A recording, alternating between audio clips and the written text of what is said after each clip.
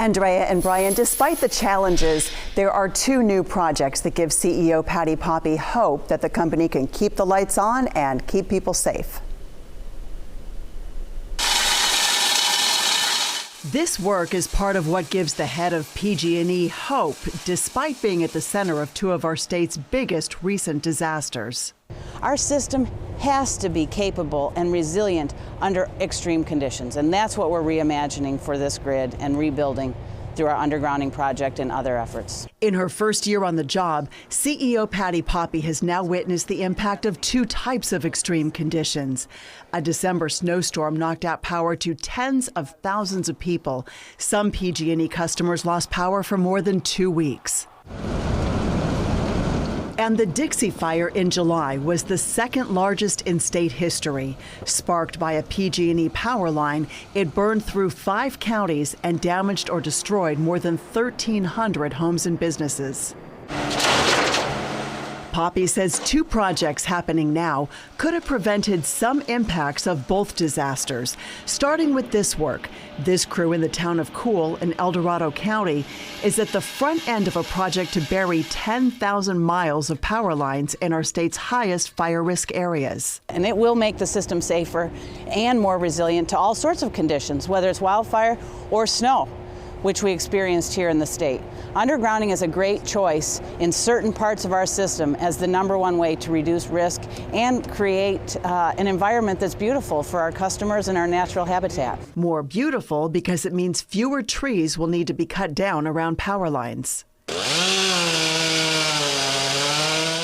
As PG&E recently emerged from probation for a deadly pipeline explosion, the judge warned of a, quote, staggering backlog of unattended trees and vegetation.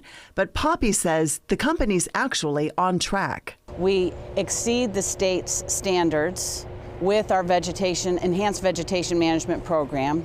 We exceeded our own target. We had targeted 1,800 miles of enhanced vegetation management in 2021, and we actually delivered 1,900 miles. The problem in the Dixie Fire, a tree that fell on a power line, appeared healthy, but was actually rotten due to a fungus that's spreading quickly through some areas. Yeah, Dixie was a big eye-opener to the risk of hazard trees falling into normally operating lines. Trees that from a distance look fine, falling unexpectedly into properly operating equipment. We have to prepare for that now. The drought conditions have created a new hazard for us, the blue sky day, non-red flag day. That's where a second big project comes in. Sensors on power lines in high fire risk areas can shut off the power immediately if they detect something like a tree falling on a line. The implementation of our enhanced power line safety settings reduced ignitions by 80% where those settings were in place. That's the first time we've had a statistically significant reduction in ignitions caused by our equipment since we've been tracking it. That data also tells them which line should go underground first.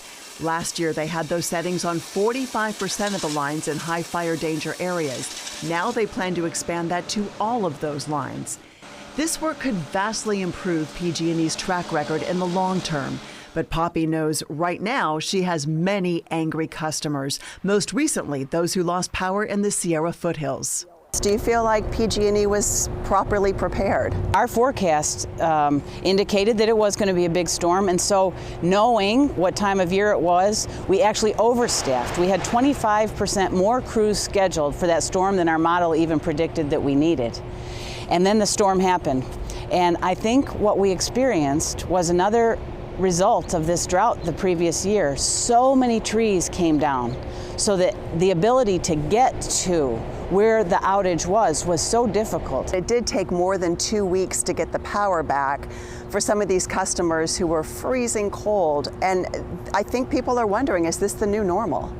Well, I do think we all have to get accustomed to more extreme weather events and the effects of drought, the effects of fire damage, the effects of the climate which create these conditions. We have to build a system that's resilient to that. So despite the disasters on her watch in her first year, Poppe wants her customers to know they can expect better as PG&E works to adapt an aging power system to meet the current challenges. You know, Edie, this year has been a year of learning, growth, You know, I said from the beginning, I came to make it right and make it safe, and we've made progress. And Patty Poppe says that PG&E will be submitting a plan in 2 weeks to the state's Public Utilities Commission, mapping out exactly when and where they plan to bury those 10,000 miles of power lines. You saw the work has already started, and she's expecting they'll be able to bury about 1,000 miles per year once that work ramps up.